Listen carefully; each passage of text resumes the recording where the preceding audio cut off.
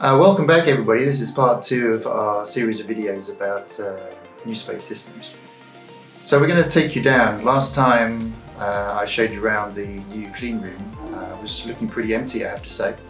Last couple of months we've been filling this with lots of new equipment, some of the equipment I spoke about last time.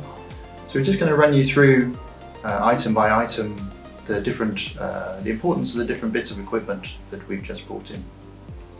So we start with the first item that we need to inspect the cleanliness of the boards as they come in from our manufacturers. The circuit boards can be moisture sensitive, and so they're baked out, and then we use a thing called a rose tester which measures the contamination that might still be on the board. We're now using vapor phase reflow, so the next step in the process is to do the silk screening of the boards. So we have a robotic silk screening process that puts tin lead solder paste onto the boards.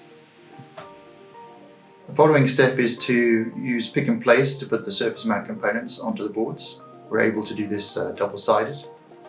These are manually controlled but are designed in a way that prevents the wrong components going into the wrong places. But our operators have to ensure the correct positioning and rotation of each of the parts. And at the same time, the correct parts will go into the correct places. The next stage is probably the most important one, which is the vapor phase reflow. Vapor phase is the best method for space because it simultaneously heats all the components, all the solder joints, and the board simultaneously. And it's very important to get the thermal profile correct. That avoids the stress on the boards and ensures the best quality in soldering. And each different unit, because they're different size boards, different thermal constraints on the board, have different thermal profiles. The next important stage is to make sure the boards, again, are thoroughly cleaned. So we have a machine that does the cleaning of the boards. It is a combined water and alcohol system that sprays the boards to make sure they're completely clean of all the fluxes that might have been hidden under a chip or under some of the components. So the next phase is the board then goes back into the rose tester. This checks there's no ionic contamination on the boards, no resin or any other contamination left on the board.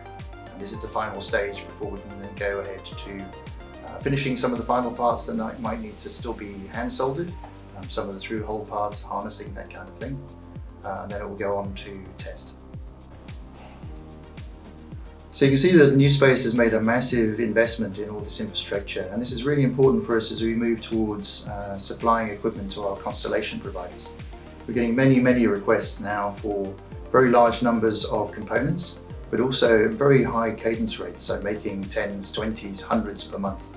And to be able to achieve that, especially still maintaining the space quality, we've had to invest in some really quite sophisticated equipment, but still keep this all in a clean room environment and still maintain inspection, for example, to the European Space Agency standards. Well, thanks again everybody for spending a few minutes with us. I'm really pleased to be able to show you around some of the changes that have happened since the last video. And looking forward to introducing you to some more equipment that's arriving in part 3 of this series.